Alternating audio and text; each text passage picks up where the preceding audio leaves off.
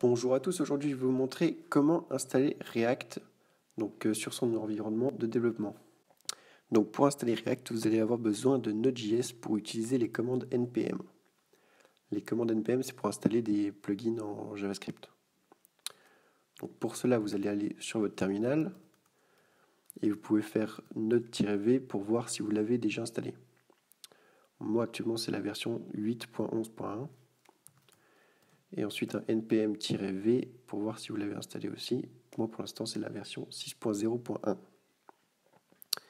Si vous ne l'avez pas installé, vous pouvez aller sur nodejs.org et installer la version en LTS. Moi sur mon Mac j'ai aussi installé Yarn pour gérer les dépendances. Donc vous pouvez l'installer aussi si vous voulez. Mais je pense qu'on peut s'en passer. Je ne suis pas sûr que ce soit obligatoire. Donc sur la doc de React, ils nous disent de faire un npm install-g create-react-app. Donc c'est ce qu'on va faire. Donc le "-g", c'est pour le global, donc c'est-à-dire pour l'installer sur tout l'ordinateur et avoir accès à ça partout sur tous les dossiers. Donc moi je vais faire aussi un sudo parce que c'est plus pratique. Donc voilà, maintenant que c'est installé, on peut faire un create react app myapp. Donc myapp c'est votre nom d'application.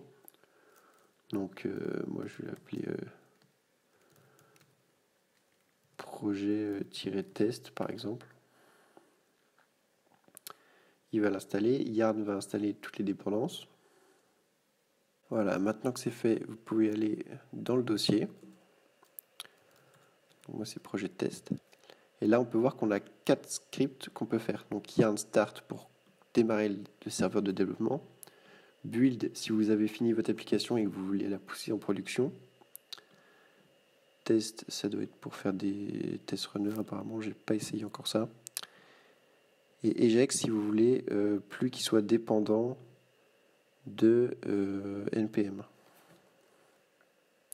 Donc si vous voulez plus utiliser les scripts et vraiment faire tourner un projet 100% JavaScript normal. Donc moi je vais faire le yarn start pour démarrer le serveur de développement.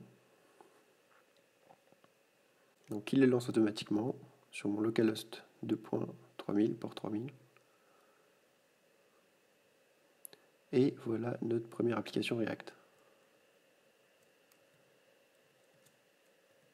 Donc on peut aller mettre notre projet sur notre éditeur de texte. Et on voit qu'on a quelques petits trucs qui sont créés. Donc on a un package.json qui a nos dépendances React. Il a installé React, React-DOM et React Script. Donc on retrouve ici les scripts qu'on a vus tout à l'heure, qu'on peut lancer. Donc on a le répertoire node module, là où il y a toutes les dépendances de React. Public, c'est vraiment le dossier de base. Et src, c'est notre dossier où on va pouvoir écrire tout notre code React. Donc ils ont fait juste un composant React pour l'instant. Ils ont fait un peu de CSS, un JavaScript avec un petit composant de base. Donc, par exemple, on peut enlever leur intro et au lieu de welcome to React, on peut mettre coucou. On sauvegarde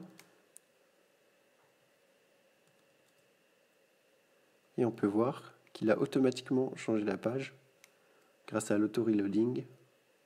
Donc dès que vous modifiez un fichier, il le détecte et la page est rechargée. Pas besoin de recharger la page vous-même.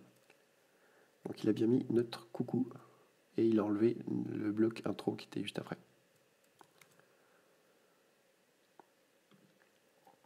Donc ça c'est le logo SVG qui est en train de tourner.